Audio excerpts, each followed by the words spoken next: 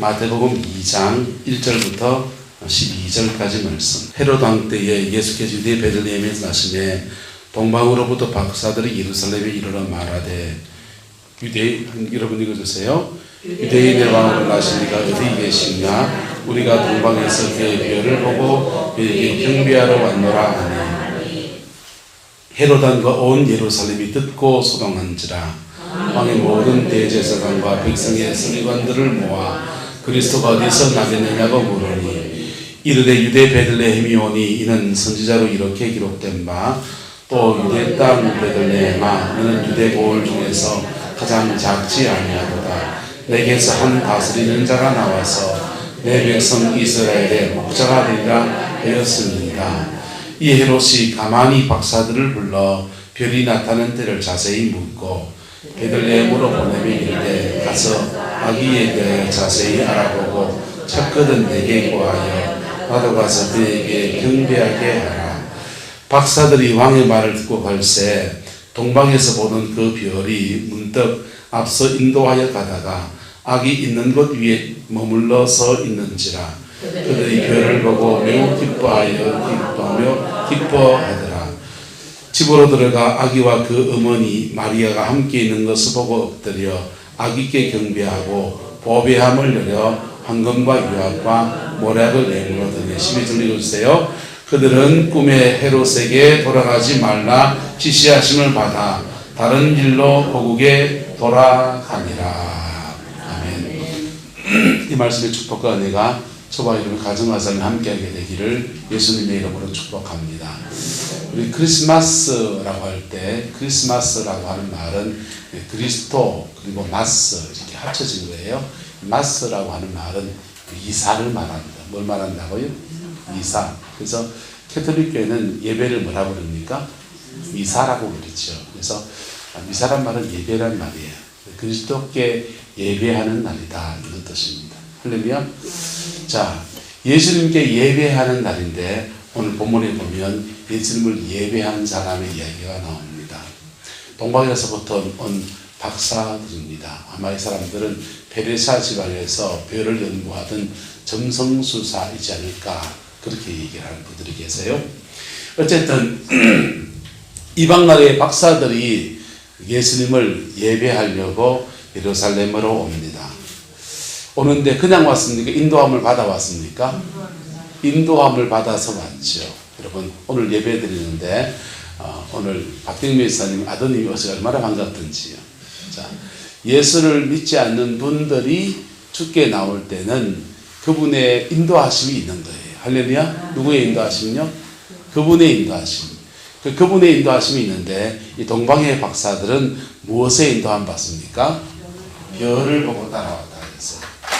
이 별을 보고 따라왔다 할 때 이 사람들은 별을 연구하면서 점성술을 연구하면서 이 별이 어떤 일의 징조를 나타낸다라고 믿는 사람들입니다. 그래서 저 별은 누구의 별이고 저 별은 누구의 별이고 여러분 점치는 사람들 그 말 합니까 안 합니까?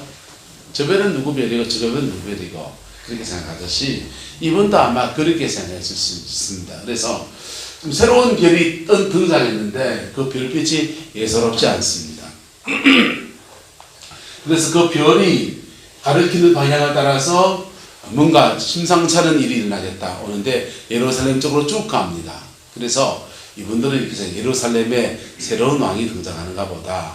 그래서 이 왕을 별과 왕이 연결이 됐어요. 그리고 이 왕을 만나서 경배를 하겠다고 찾아왔습니다. 이렇게 자연을 통해서 하나님을 알아가는 것을 자연계시라고 그래요. 무슨 계시요? 자연계시. 우리 일상 속에서 하나님의 살아계심을 우리는 때로는 느낍니다. 장엄하게 떠오르는 태양을 보면서 야 하나님이 만드신 세계가 너무나 오묘하구나 라고 느끼기도 하고요. 봄, 여름, 가을, 겨울을 이렇게 지나가면서 야 가을에 낙엽도 떨어지는데 내 인생도 떨어질 수 있구나 라고 생각하면서 하나님의 뜻을 발견해 갑니다. 이런 것을 자연계시라고 해요. 뭐라고 한다고요? 자연계시. 느낄 때 있습니까? 없습니까? 근데 이 자연계시는 주로 이 하나님이 인간의 죄에 대한 심판에 관한 것들로 이렇게 많이 느끼게 됩니다. 종교개혁에서 개신교의 시대였던 말틴 루터라고 하는 사람은 같이 이렇게 들판을 가고 있었어요. 친구랑 같이 들판을 가고 있는데 비가 쏟아진 겁니다. 비가 쏟아지면서 갑자기 벼락이 쳤어요. 벼락이 쳐가지고 옆에 있는 사람이 죽어버린 겁니다. 친구가. 함께 가던 친구가 죽는 것을 보면서 이 죄를 지으면 벼락 맞아 죽겠구나 라고 하는 두려움이 그에게 찾아옵니다. 그래서 심판하신 하나님에 대한 두려움 때문에 그가 수도사의 길을 걷기로 결정을 하고 수도사가 됐어요. 보세요. 이 자연계시는 완전합니까? 완전하지 않습니까? 자연계시 자체는 완전해요. 할렐루야. 하나님 그분의 살아계심을 보여주는 완전한 증거예요. 그런데 그 자연계시를 받아들이는 사람이 주로 이 하나님의 살아계심을 보여주는 이 놀라운 은혜와 영광들을 주로 뭘 받아들이냐? 사람이 죄성이 있다 보니까 자꾸만 이 심판으로 받아들여요. 자꾸만 심판으로 받아들이면서 하나님을 두려워하는 것으로 두려움 속으로 이렇게 나가게 됩니다. 그래서 이게 자연계시예요. 근데 우리에게는 자연계시하고 또 다른 계시가 있습니까? 없습니까? 있잖아요. 성경이잖아요. 할렐루야. 하나님이 성경을 통해서 우리에게 말씀하시지 않습니다. 성경의 계시는 하나님을 때로는 심판하신 하나님으로 말합니까? 안 합니까? 말하지요. 용서하시고 구원하신 하나님 말합니까? 안 합니까? 말씀하시죠. 자, 하나님은 심판하기 원하십니까? 용서하여 구원하기 원하십니까? 빙고 딩동댕. 하나님은 심판하시지만 너무나 아파하시죠. 그리고 우리를 사랑하셔서 용서하시고 회복시키고 구원하시는 은혜를 말씀해 주고요. 자, 박사들은 이 별을 연구하는 사람이었으니까 그들은 성경이 없으니까 하나님은 이 박사들에게 별을 통해서 예수님께로 인도하십니다. 인도하시는데 그렇게 인도함을 받던 단계 1단계 그렇게 인도해서 이 별이 어디까지 인도해 줍니까? 어디까지 인도해 줬어요? 보세요. 자, 1절 헤롯 왕 때 예수께서 유대 베들레헴에 나신 동방으로부터 박사들이 어디 왔다 했습니까? 어디까지 왔다고요? 예루살렘. 예루살렘까지 와가지고 묻습니다. 우리 오늘 시대 말하면요, 예수를 믿지 않는 사람이 어떤 세상의 어떤 일들 속에서 가족이 돌아가신다든지 삶의 어떤 충격이라든지 그런 것을 통해서 하나님 살아계신 것 같은데 정말 나도 이렇게 예수를 믿을 수 있습니다. 찾아왔다 합시다. 예루살렘으로 찾아옵니다. 예루살렘 누가 있어요? 따라서 먼저 믿은 사람들이 있고요. 성경을 연구한 사람도 있습니까? 없습니까? 성경을 연구한 사람도 있습니다. 그래서 이 박사들이 찾아와서 그러니까 3절 헤롯 왕과 온 예루살렘이 듣고 뭐 했다 합니까? 소동이 일어났습니다. 그리고 왕이 묻습니다. 4절 왕이 모든 대제사장과 백성의 서기관들을 모아 그리스도가 어디서 나겠냐고 물었습니까? 안 물었습니까? 물었습니다. 성경을 연구한 사람들이 뭐라고 말합니까? 유대 어디 오니? 자, 유대에서 베들레헴이 뭘까요? 가까울까요? 그리 멀지 않습니다. 예. 유대에서 베들레헴은 그리 멀지 않습니다. 그래서 이 베들레헴까지 가야 돼요. 자, 예수님의 탄생, 메시아의 탄생을 유대인들도 다 바라고 있습니까? 안 바라고 있습니까? 바라고 기다리고 있잖아요. 근데 유대 베들레헴까지 세 번째 단계 베들레헴까지 가야 되는데 이 사람들이 성경을 연구해서 책 안에서는 베들레헴에 난다는 것을 알고 있는데 아무도 동방의 박사들과 함께 베들레헴까지 가지 않습니다. 소동이 일어나서 유대인의 왕으로 난 네가 어디 있느냐 라고 하는데 그 속에 음모들이 존재합니다. 헤롯 왕은 말하기를 이렇게 말합니다. 아기를 찾으면 자세히 알아보고 찾거든 내게 뭐하여서? 보하여서 나도 가서 그에게 뭐하게 하라? 경배하게 하라.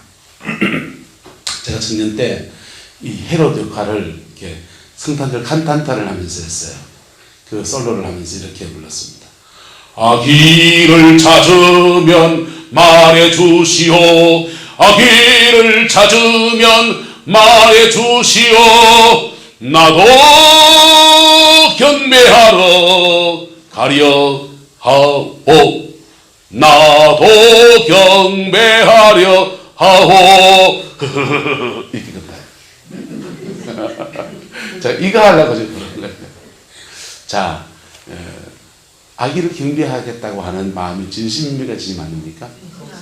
진심 아니잖아요. 태어나면 헤롯왕은 세상의 왕은 유대인의 왕이 태어나면 자기가 경배하겠다는 것이 아니라 그 아기를 죽여버리고 자기의 왕권을 지키겠다고 합니다. 그래서 이렇게 끝납니다. 예루살렘에 있는 서기관들은요, 아마 박사가 받은 말이니까, 이방인의 말이니까 무시했을 수도 있습니다. 또 어떤 사람들은요, 헤롯 왕이 무서워서 괜히 연루됐다가 목숨이 위험할 수 있겠다라고 생각해서 거기까지 가지 않습니다. 아무도 동행해 주지 않으니까 동막에서 보았던 그 별이 다시 나타났다고 했어요. 별은 언제 뜹니까? 밤에 뜨잖아요. 밤에 뜨고 낮 동안에 사람들이 가이드해 줄 사람들이 아무도 없기 때문에 그들은 또 어색한 밤에 별을 보고서 예루살렘에서 베들레헴까지 데려가서 그리고 예수님께 경배를 올렸습니다. 마구간에 초라하게 태어난 한 아기, 그 위에 누워서 짐승의 먹이통 위에 누워져 있는 작은 아기에게 그들은 마음을 조아려서 경배를 드렸습니다. 여러분, 이게 참된 예배인 것입니다. 할렐루야. 그들은 자연계시, 그들이 알고 있는 지식의 한계를 가지고 있습니다. 그들은 상식의 한계를 가지고 예수를 찾아갔습니다. 하나님은 그 한계 속에서 말씀하십니까? 안 하십니까? 그 한계 속에서 응답하셔서 인도해 가십니다. 그리고 그들은 어디를 것입니까? 먼저 믿은 사람들이 것이는 거예요. 바로 저와 여러분들에게 이끌어 주시는 겁니다. 그리고 우리가 그 다음 어디로 가이드 해줘야 돼요? 베들레헴으로 가이드 해줘야 돼요. 할렐루야. 저와 여러분이 베들레헴으로 가이드 해줘야 된다. 그런데 그렇게 하지 않을 때 별이 계속 이끌어서 예수님을 만나는 데까지 인도해 주었습니다.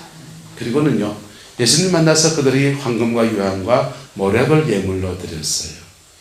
그리고 난 뒤에 12절, 그들은 또다시 인도함을 받습니다. 그들은 무엇으로 인도함을 받습니까? 꿈에. 뭘로요? 꿈에. 하나님의 인도하심이 전에는 뭐였습니까? 별을 보고. 지금은요? 꿈에. 꿈에 비밀이 있습니다. 여러분, 꿈은 뭡니까? 꿈은요, 잠재 의식 속에서 우리의 것들이 이렇게 떠오르는 것을 플로이드 심리학에서 꿈이라고 그래요. 그래서 낮에 되게 힘든 일이 있으면은 그 힘든 것들이 연상이 돼서 막 떠오르기도 하고요. 어린 시절에 먹었던 것들이 막 떠오르기도 하고, 자기의 상처가 깊은 사람들은 그 상처 속에서 꿈에 막 떠오르기도 하고 그렇습니다. 그래서 낮엔 멀쩡한 사람들이 꿈에는 막 돌변해가지고 이상한 사람이 되기도 하고, 심지어는 꿈에 눈 뜨고 돌아다니는 사람이 있습니다. 이 잠재의식이에요. 그런데 이 잠재의식은 우리 속에 있는 거예요. 근데요, 여기 비밀이 있는데요, 잠재의식 안에 성령이 주는 영의 세계가 때로 작동한다고. 할렐루야. 그래서 하나님께 은혜를 입어 보십시오. 은혜를 입으면 주님이 그 은혜 아래서 여러분을 이런 모양으로 저런 모양으로 이끌어 가시는데, 여러분 속에서 말씀하시는 그 음성 중에 한 개가 그 꿈이에요. 문제는 꿈꾸고 난 뒤에 잘 해석해야지. 예. 꿈꾸는 잘 해석해야지. 여러분, 꿈에 구렁이가 담을 넘어오는 걸 봤습니다. 로또를 사야 됩니까? 사단과 싸우라는 겁니까? 해석을 잘 하시길 축복합니다. 마귀하고 싸우라는 거예요. 꿈속에 돼지가 꿀꿀꿀꿀꿀꿀꿀꿀 그러면서 집에 막 기들어왔습니다. 태몽입니까? 욕심이 많다는 겁니까? 욕심이 많다는 겁니다. 예, 그래서 자기의 꿈을 잘 해석하기를 축복합니다. 어쨌든 하나님이 이 동방박사들의 심령 속에서 예배할 때에, 그들이 베들레헴에서 예수를 만나고 예배할 때에 성령으로 예수님이 그 속에 쑥 들어오신 거예요. 저와 여러분 안에서 여러분 주님을 영접한 사람들요, 주님이 그 안에 계신 사람들요, 그러면 그 주님이 이 모양 저 모양으로 우리 인도하십니다. 그런데 우리 속에서 인도하시고, 우리 속에서 이끌어가시고요, 우리 속에서 용기를 주시고요, 우리 속에서 세임을 주시고요, 그리고 낙심해서 지쳐있을 때 기도하다 보면은 기도 중에서 음성을 안 주셔도 꿈으로라도 나의 영적 상태를 보여주시고 다시 용기를 내라고 하시고 다시 은혜를 주시는 분이 바로 하나님이십니다. 무슨 말을 하고 싶으냐 하면요, 동방의 박사들은 그의 몸 바깥에서 하나님의 인도함을 받던 사람이었습니다. 근데 바른 예배, 크리스마스, 정말 예수님을 예배하는 날로 예배했더니 그 예수님은 그 동방박사의 심령 속에 쑥 들어오셔서 그의 안에서 함께 하시고 어려운 일, 힘든 일, 모든 고비들마다 함께 해주시고 때때마다 인도함을 주시는 은총으로 역사해 주었다는 겁니다. 여러분, 예배가 뭡니까? 예배가 뭡니까? 따라서 예배는 하나님과 만나는 겁니다. 예배의 진정한 뜻은 하나님을 만나는 거예요.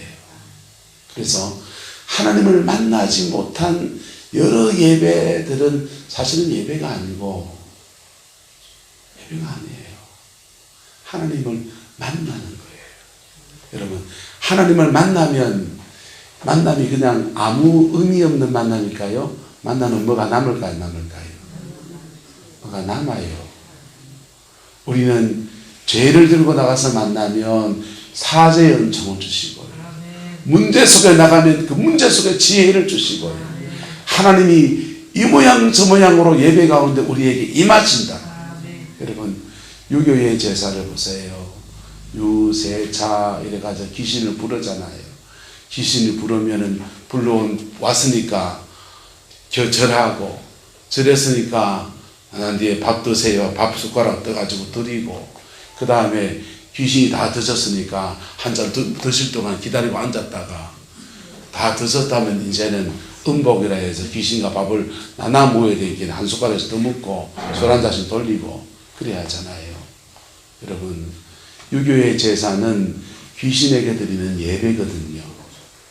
그런데 하나님을 예배했으면 하나님 그분이 오실까요, 안 오실까요? 오시지요. 오신 그분에게 우리는 경배의 찬송을 드리고요, 또 오신 그분에게, 그분이 오셨으니 그분이 우리에게 말씀을 주시니까 말씀을 받고요, 그 말씀을 받고 난 뒤에 그분이 우리 속에 임하시는 거예요. 성령을 받는 거예요. 진짜 예배의 끝은 뭐냐? 진짜 예배의 끝은 성령 받는 겁니다. 할렐루야. 유교의 제사의 끝은 뭡니까? 그것도 영을 받는 거예요. 귀신이 와갖고 귀신에게 경배하고 귀신 밥 드리고 귀신과 영을 이렇게 받는 게 음복이거든. 기독교 예배의 끝은 뭐냐? 바로 하나님의 성령을 받는 거예요. 할렐루야. 이 동방의 박사들은요, 알지 못하는 자기들이 알고 있는 그 지식 안에서 불완전합니까? 완전합니까? 별이 예수님 뭐 의미합니까? 그 별이 지변인지 이변이 되변인지 우리가 어찌합니까? 근데 그들이 알고 있는 지식 안에서 주님이 말씀해 주시고, 그들을 누구에게 이끌어 주시고, 예루살렘에 이끌어 주셔서 누구 만나게 하시고, 성경 만나게 하시고, 뭐 만나게 하시고? 성경 만나게 하시고, 말씀을 가진 사람 만나게 하시고, 말씀을 풀어준 사람 만나게 하시고, 성경 말씀 붙들고 어디로 가고? 베들레헴에 가고 가이드해 준 삶과 가야 되는데 그래 가지 않았는데도 주님이 긍휼에 의해서 계속 별로 이끌어주세요. 그리고 베들레헴에서 진정한 예배가 드려졌더니 그때부터 그 예배 안에 임하신 성령이 이 박사들에게 직접 말씀하십니다. 구체적으로 말씀하십니다. 그래서 꿈에 지시하심을 받아서 헤롯에게 돌아가지 마라. 헤롯에게 돌아가면 이 박사들 해코지 할까요? 할까요? 해코지 하고, 그리고 베들레헴에 예수님 잡으려고 또 막 난리를 칠 테니까 돌아가지 말고 그들은 다른 길로 고국에 가도록 그렇게 인도해 주었습니다. 여러분, 하나님께 크리스마스 바른 예수님께 대한 예배가 우리 안에 이루어지게 되기를 축복합니다. 그러면 그 예배 가운데 임하신 예수님의 영, 성령이 여러분과 함께 합니다. 아픔에 함께 하시면 아픔을 주님과 나누면서 슬픔을 이길 힘을 주시고, 고통 중에 주님과의 그 성령을 받으면요, 그 고통 가운데서 이겨낼 수 있는 은혜를 주시고, 죄악 가운데 있는 중에 주님 앞에 예배하면 사죄의 은총으로 임재해 주시고, 용서하지 못해서 그냥 가슴이 아픈데 이 용서가 안 돼서 고민하는 사람들이 진정한 예배를 드릴 때 그 성령이 임하셔서 사람 용서할 수 있는 힘 주십니다. 문제 속에서 주님의 은혜를 구하면서 하나님을 깊이 예배할 때 그 문제를 해결할 수 있는 해결책을 주시기도 하고, 문제를 풀어갈 지혜를 주시기도 하고, 그 문제를 극복해 나갈 강력한 힘을, 돌파구를 열어주시기도 합니다. 병든 자가 주께 예배하며 나갈 때 그 예배 가운데 하나님이 그 예배 가운데 만나 주셔서 그 질병을 고칠 수 있는 능력을 주시고, 치유의 은총을 주시고, 회복의 역사를 하게 주시고, 가정에 문제가 있는 사람이 진정한 예배를 드려 나갈 때 그 예배 가운데 임하신, 그 예배 가운데 임하신 하나님의 성령, 자신의 인생의 문제를 뚫고 나갈 수 있는 하늘의 지혜와 은혜를 주시는 거예요. 할렐루야. 그 예배가 그냥 됐디가 깊은 여러 가지 가정을 우여곡절을 지나갑니까?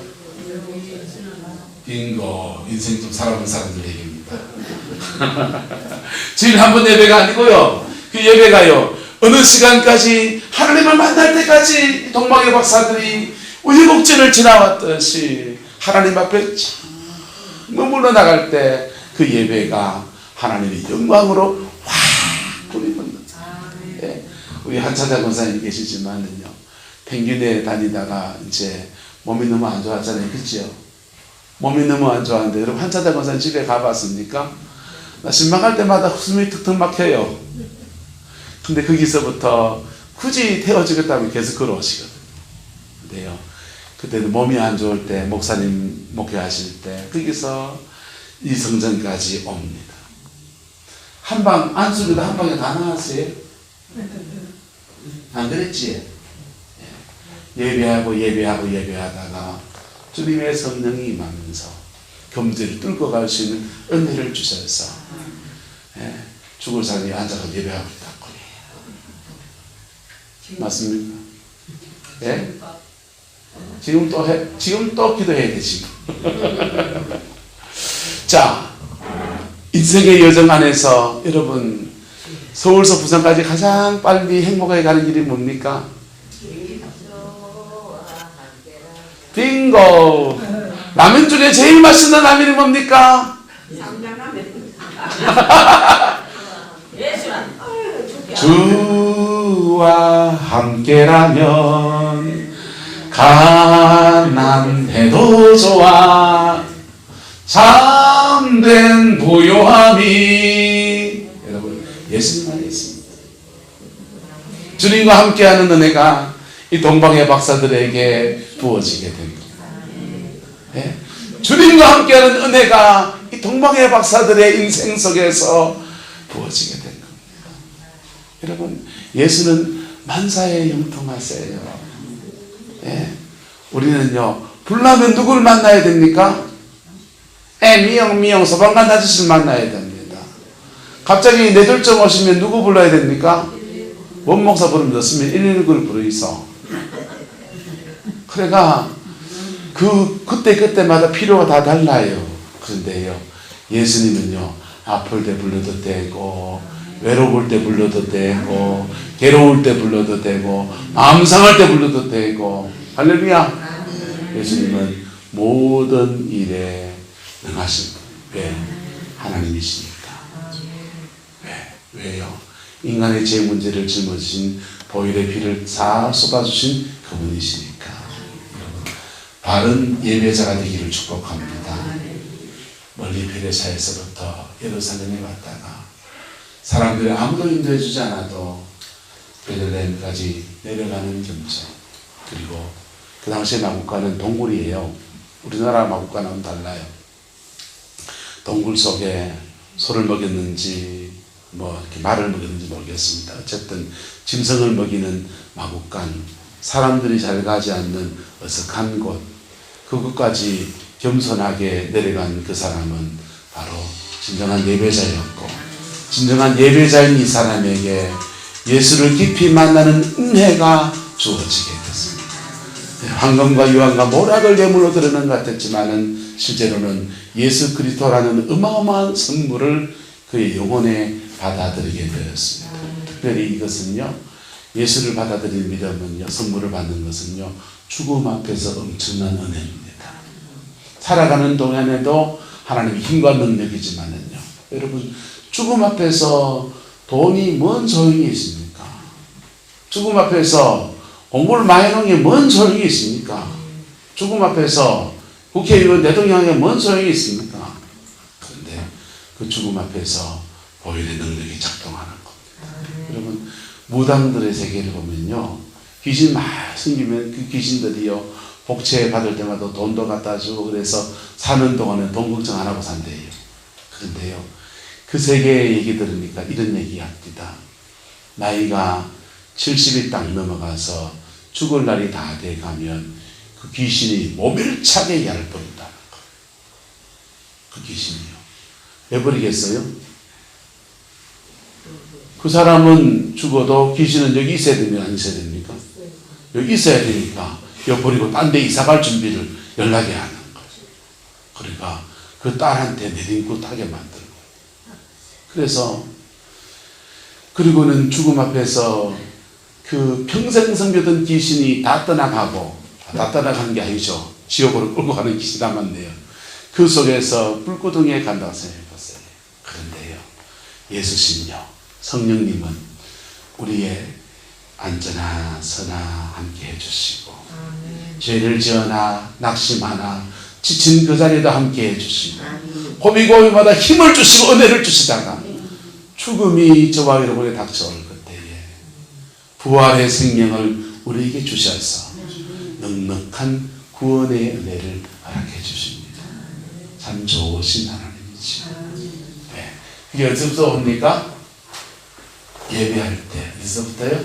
예배할 때. 여러분, 크리스마스 바른 예배자로 회복되어지는 은혜가 있게 되기를 주님의 이름으로 축복합니다. 기도하겠습니다. 좋으신 아버지 하나님, 오늘 성탄을 맞아서 우리가 수요 기대를 주게 드리며 나갑니다. 하나님을 만나고 하나님을 예배하는 정직한 예배자가 되게 우리 모든 성도들을 축복하여 주시옵소서. 깊이 만나 주시고 인생의 고비고비를 예수로 뛰어넘어가는 은혜도 허락하여 주시며 생명의 호흡이 끝날 그때에 하늘 소망으로 덧입혀 주시는 놀라운 역사를 우리 모두가 누리게 역사해 주옵소서. 주를 깊이 예배하는 저희들이기를 원합니다. 정말 성령의 임재를 받을 때까지, 예수의 영을 만날 때까지 전심으로 주께 나아가는 예배자의 길을 소망합니다. 성령님 축복하여 주시고 역사하여 주옵소서. 연말하신 어르신들, 아버지 하나님, 계절이 바뀌고 날씨가 추워질 때에 감기하고 곡불합니다. 하나님, 회복의 은혜를 허락하여 주시고 사는 동안 강건함을 허락해 주시며 사업장에 어려움을 겪는 성도들을 하나님이 축복하여 주시옵소서. 인생의 세기를 찾아낼 수 있는 은총과 사랑을 허락하여 주시고, 아버지 혼기에 있는 가정의 자녀들 두고 있는 가정에 하나님 만남의 축복을 주셔서 예수 안에서 가장 복된 만남을 이루어낼 수 있도록 우리 하나님 주장하여 주시옵소서. 자녀 문제를 고민하는 죄의 백성들을 축복하사 하나님 자녀가 신앙 안에 회복되어지게 하시며 인생의 길을 찾아내게 하시며 그의 날개를 달고서 그의 인생을 살아내는 아름다운 복과 은총 허락하여 주옵소서. 하나님을 의지하고 사는 것이 참된 길인 것을 아버지 깨닫는 지혜와 은총도 하나님 허락하여 주옵소서. 가정 안에 구원이 이루어지게 하시고 남편이 돌아오게 하시고 부모님이 돌아오게 하시고 아내가 주께 돌아오게 하시고 자녀들이 주께 돌아오는 아름다운 역사를 허락하여 주옵소서. 주께서 함께해 주시기 원합니다. 그러기 위해서 우리가 진정한 예배자이기를 원합니다. 진정한 예배자이기를 원합니다.